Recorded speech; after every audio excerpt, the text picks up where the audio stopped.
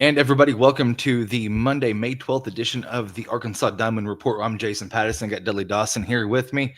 I want to thank everybody here in Razorback Nation for joining us this evening. Man, Dudley, how you doing? Doing good. It was certainly an eventful weekend for the baseball and softball teams. It was. I feel like it was kind of it was trending right for softball, and then, like you said, if you're going to kill the queen, you better finish her off. And they weren't able to, but they were able to snag the top four, the fourth seed overall in the Women's College World Series, and they lost. Baseball lost a heartbreaker Friday night. I was up doing the live tweet and all that good stuff, and it was tough. I want to get into that here in a little bit, but I want to talk about softball first. Uh, Highest ranked seed in program history, and I really feel like they were very deserving as far as how the season, you know, kept going for for the softball team.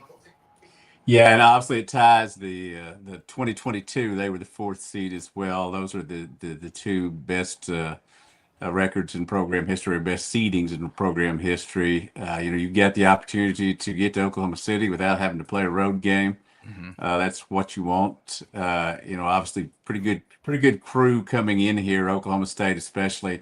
While they've got a new team, they've got the history of being to five straight Women's College World Series softball Yep. events, and it should be fun to cover. I'm looking forward to being out there Friday afternoon, 3 o'clock game between Indiana and Oklahoma State, and then Arkansas and St. Louis, not the Cardinals, but the Billigans, at 5:30. You know, I was really intrigued by the way that they handled the end of the SEC tournament. They might have been able to get that in if they wanted to on Sunday. I don't think that was something that they were willing to explore at that point. And with Oklahoma and Texas A&M basically saying, hey, you know what, we'll call it halfsies and we'll just go back home, get back at an early hour. I saw the quote from Petty Gasso, and I don't know. I feel like it was left kind of a bad taste in some fans' mouths.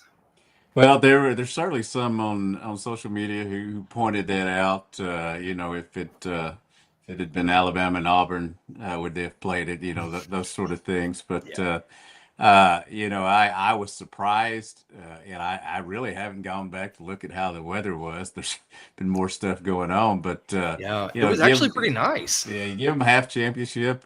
Texas A&M, I guess, loves it because you definitely get a half championship, and you got the number one seed, which you may have gotten anyway if you'd played it and won, but probably wouldn't if you'd played it and lost. That would have given Oklahoma, the regular season championship and the tournament championship, so they probably get to be number one. And I know Oklahoma doesn't really care where they're seeded; they might use it as a chip, but they'll do whatever they need to do to get where they need to go.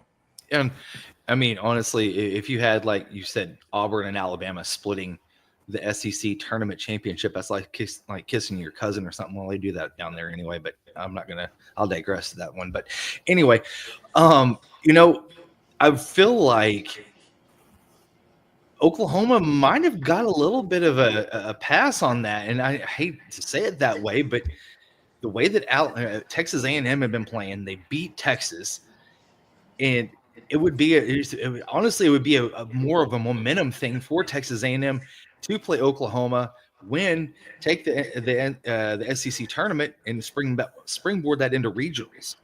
Yeah, the one extenuating factor there would have been Sam Landry was ready to go for Oklahoma. She's their outstanding pitcher, who's been so good this year, and that probably would have given Oklahoma the edge there. Arkansas caught a break by not facing her. You can't wear her arm out too much, especially going into the tournament play the next week, at least the NCAA tournament play.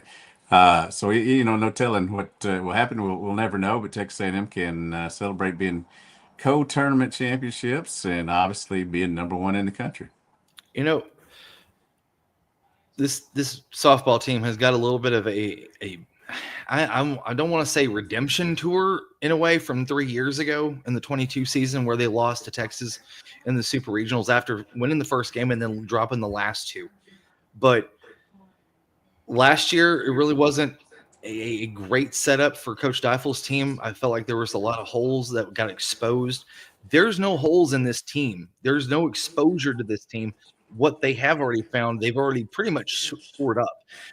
So going into regionals and super regionals, I don't like to prognosticate like that too much, but with the way that they've played, with the schedule they've had, it almost seems like it's a foregone conclusion. They're going to get to supers, and there is a good chance that they could go to finally to Oklahoma City. Yeah, and it's one of those things that obviously being home hadn't guaranteed them that the last few years, whether it's been baseball or softball. But I believe the percentages are like 73.3% in baseball. And if you have a home regional and super regional, and you get through, and also somewhere in the 70s as well for softball. So that's what you want. You want to play in front of your own crowd. You want to sleep in front of your own bed. And as Coach Dapple said, there's no guarantee, but it sure should be a plus and help you out, Yep. especially for the youngsters who have high level mentality already with Ella McDowell and Cam and Harrison and the others that are doing so well because they played in such high caliber tournaments, over the summer. So pressure's not really a big thing to them, but it will be interesting to see, and I'm sure it's going to be packed. It will, and be sure to get your tickets soon, because not only are the chairback seats, but the berm is going to fill up very quickly. And I don't know of a better. This is going to be a hell of a weekend on the hill for sports between SEC tournament or the NCAA tournament and softball. Now you've got Tennessee. Let's turn the page there. You got Tennessee and Tony Vitello coming in. This is a very, I would say, almost as anticipated of a matchup at home against Tennessee as it is Texas. Regardless of Texas being number one, I almost feel like fans like to hate on Tennessee just a little bit more, just because of the spirited rivalry in the most recent years. Yeah, and obviously Tony's is a guy I really liked. He was around here. I've liked his attitude. As I've said many times, my wife says it's his attitude was how I was as a high schooler and early on in college. That's why she broke up with me and waited 30 years to marry me. That's neither here nor there, I guess. But I do like the way he puts together a team. Yep. Obviously, this has not been going well for them lately. They've lost their last 4 series.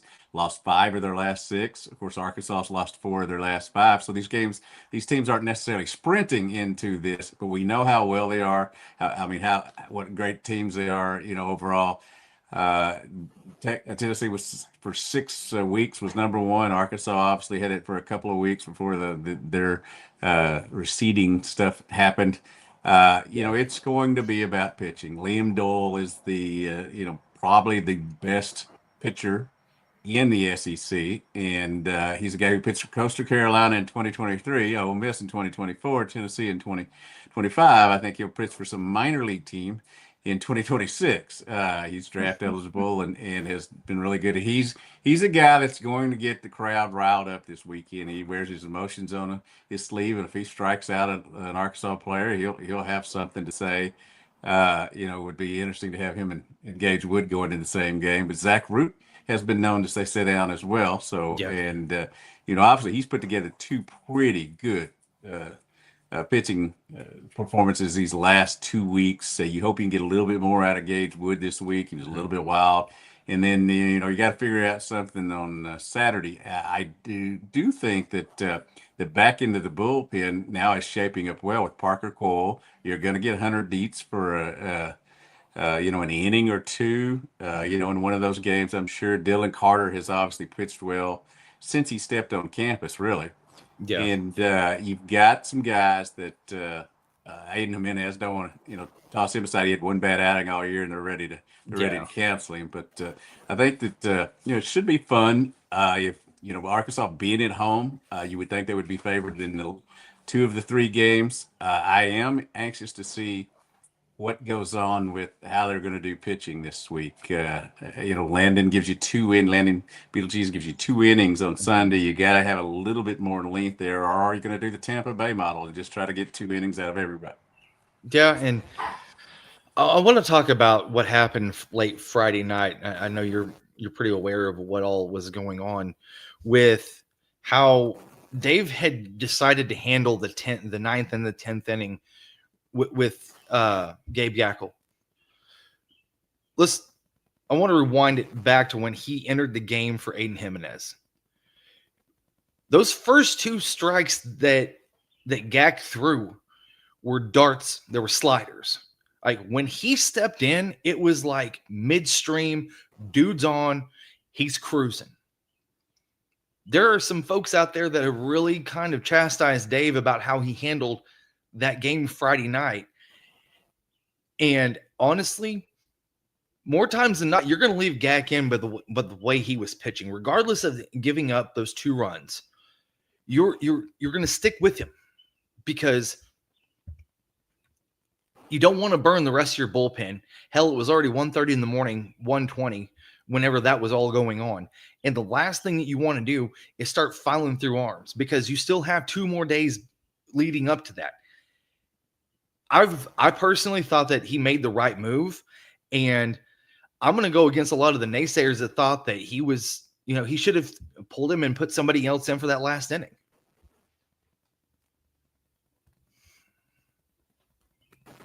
Can't hear you, Dudley. You're on mute, my guy. I do think there's some value. Well, Tatum had barked here. So okay, gotcha. not Boston's Tatum, but Springdale's Tatum. Gotcha. There was some valid criticism, I think, to not putting the runner on at first base and setting up a double play. But I do think that he's made really good decisions over the course of his tenure here, and certainly when one goes wrong, people point to it. But I woke up this morning expecting Arkansas to be out of the top 25, the way some of the fans were talking about over the weekend. But all that means is they care, and that they want them to do well. Obviously the one thing that's missing from his resume is the national championship, and it hurt even more last year when one of his former assistants got it. Obviously, Tony Vitello, and so it's going to be, it comes with the territory. If you're successful, you've got to be ultra successful. If you're not successful, you get fired. So that's how things go. Should be fun this weekend on campus with both of these things going on. So looking ahead to Tennessee coming in this weekend, what do you want to see as far as the bullpen goes? Because we already know that each of the starters, they need to get between 4 to 6 innings out of the starters, first off and foremost. Preferably 5 to 6, but if you get 4, you get 4. What do you want to see from the bullpen? And also, what type of problems could Tennessee's lineup cause for the bullpen? Tennessee's lineup is decent. It's not great. It's not what it's been in the past. It's one of the more interesting things is you've got a team in Tennessee that has given up more stolen bases than any team in the SEC, but Arkansas, which has stolen fewer bases than in the SEC. So that kind of is an interesting thing to watch. Will they try to run? Will they try to take advantage? Those sort of things. I do think that Tennessee's, I think it's going to be so big. The first game it usually is, but it's going to be so big for Zach Root to go out and pitch the way he has been pitching. You cannot allow Liam Dole to just storm through that first game, and you cannot have to use too much of your bullpen in that first game. If Root gives you 7 or 8, you're going to be in great shape because it's going to be a close ball game. Because we know Dole's going to pitch well. He's 9-2 with a 2.0 ERA. So I think you've got to get some length from him. What I'll say is that I believe coming in, Arkansas is a better team at the moment. Now, but I like the fact that Liam Dole is going for Tennessee that first game. So you've got to match up with him. If you can get 7 or 8 out of him, go to Cole maybe for an inning, go to McIntyre for maybe an inning, just somebody, just not have to use too many. Now, I still like the whole second game thing where you have Wood, Gackle, and Jimenez in some type of order. You can get through there, and then Sunday it's Johnny bullpen. Or Saturday, I guess it is. You figure it out, but the first game and the length of the starter is going to be so big. And, I think that if Arkansas and Dave have to use quite a bit of that bullpen towards the end of maybe the second game and third game for sure, when they look at the SEC tournament coming up next week, do you throw out a Ben Bybee in that first game and let him go? Try to rest as many of your starters as you can. I think that's certainly one of the things that they'll take a look at. It does help that it's single elimination, or at least the four top seeds. It's you're not going to have to play as much down there. You could go down there and win 3 games and it'd be done. No more But two and barbecue. what you're going to do is try to solidify things this weekend. You win 2 or 3 this weekend, I think you're set as a top 8 national seed. You lose 2 or 3 or get swept, then you're maybe floundering. They in the polls, which are popularity contests, they were from number 5 to number 8 today. 2 5s, 2 7s, and an 8, which sounds like a really bad hand of poker, I think. But you have a situation. You can take care of a lot of stuff this weekend and make your decisions next week much easier. And I know that a lot of fans, and with the format that they used to have down at Hoover, with the whole 2 and barbecue, get out of there, don't use as many of your pitchers as you can. And I know that they go down there with the mindset of, we want to win this tournament, but at the same time, sitting in the back of their minds, okay, we play 1 game down here, we travel, we go back home, and we have got almost a full week worth of rest going into Thursday with the NCAA tournament. Now, I know that a lot of fans think that that's more of a popular, scenario, but are there some guys that Dave might be able to get some work in over the SEC tournament to get them ready for the NCAA tournament? I think Dietz, Cole, some of the names I mentioned earlier, those are ones that definitely would get some work down there. You've got several other, Colin Fisher, Dylan Carter, some of those guys you certainly would try to get in a lot of work.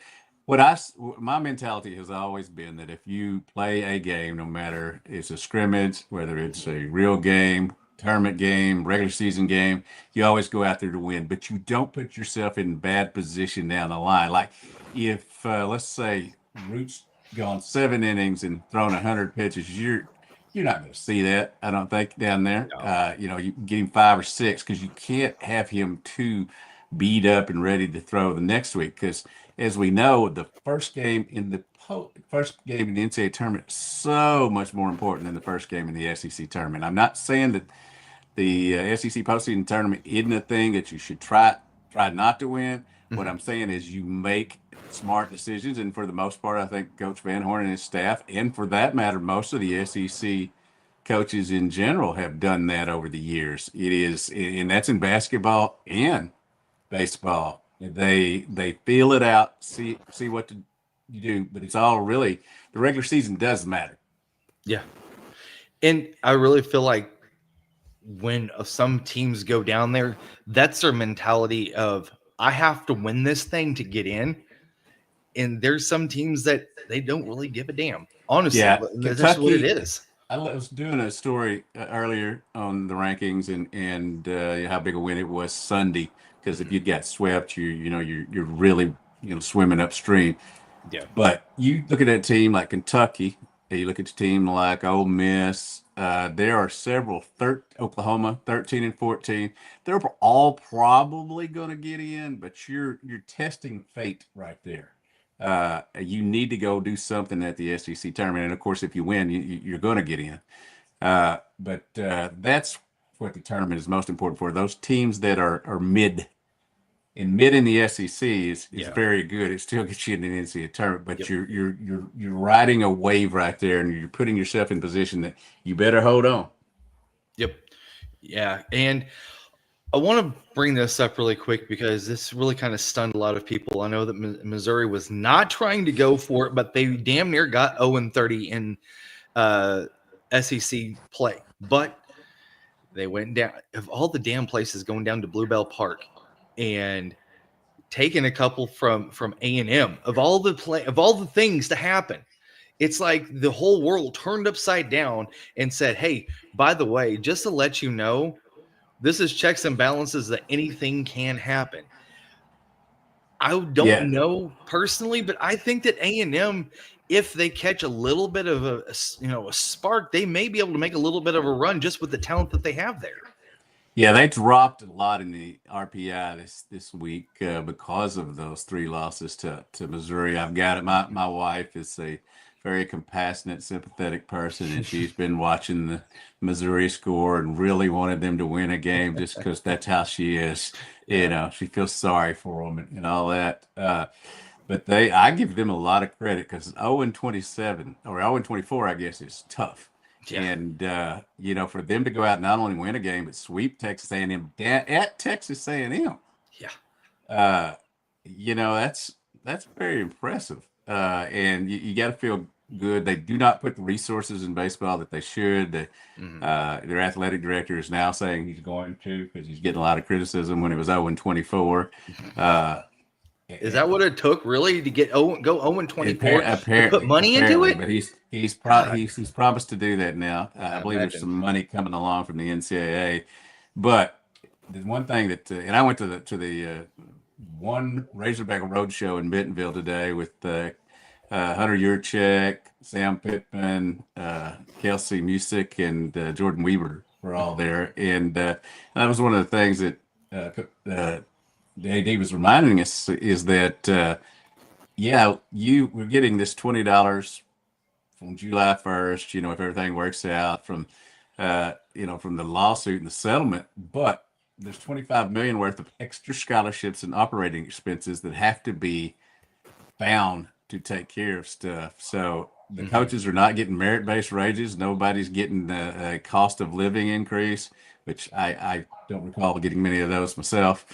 When the economy was good, but it's a struggle. It's not a $20 million check that's just getting handed over. It's $20 million check that gets handed over, and you've got to fund more scholarships in every sport. You've got to figure out ways to operate things on a fair basis, and you've got to do it against the best athletic programs in the country that are in the SEC, no matter the sport. And you can draw some parallels between, the Razorback women's basketball team and Missouri baseball, for instance, because the resources weren't there. They had a horrible season. And now, like you said, the Missouri AD is catching heat, and now he's going to start putting more resources into it. But Hunter Yurchek didn't catch the heat that I think he probably should have got, just because there weren't the resources. And Mike didn't have some of the things that some of these other SEC coaches did. And I hate to say it this way, but was it because it was a women's sport? I think that sometimes that, whether that's fair or not, sometimes that is the situation. I do think that what's interesting is, we've heard Hunter Yurchek's name mentioned for a few other AD positions, and people thought he was looking around for something, and maybe something was going to happen there. He made a point today that he and his wife just bought a house in Fayetteville that was built in 1896. They're in the process of renovating, and he's planning on going nowhere for a long time. So, people say stuff, but he seems committed to that. It's his job just got tougher with the way the college landscape is now, but that's what they pay these people the big bucks for. Yep. And I think it's great that folks are able to get out and see some of these coaches. I know that Jordan Weaver has some of her she got a transfer in. Gymnasts are going to be they're going to some of the clinics. I know that Coach she is pregnant with a future gymnast now. She's having a baby girl. She informed everybody else. As she pointed out today, maybe you might have noticed already, but I am pregnant. Congratulations to her and her husband. And that's that. Hey, kids, your mama was a gold medalist. No pressure. And her dad was a USA gymnast as well. Right. And so I don't think the kid's going to play softball. Who knows? You never know. Could turn out to be one of the great players.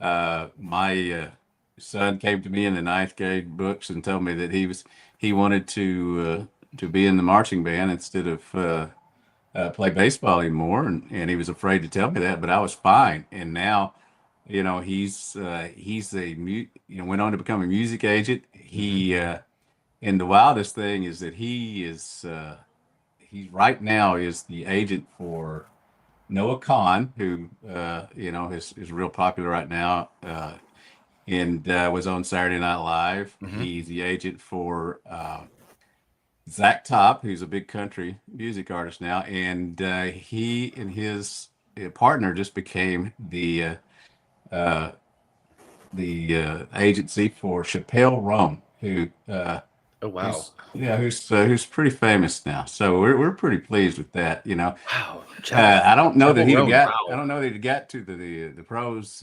Uh, via baseball, but he's doing pretty good now. So Yeah, I think it kind of worked out. I think it kind of worked out for him. Hey, really quick, first off, before we get out of here, St. Louis Cardinals on an 8-game win streak tonight. They're over at the Philadelphia Phillies. Them and the Minnesota Twins right now carry the both 8-game win streaks.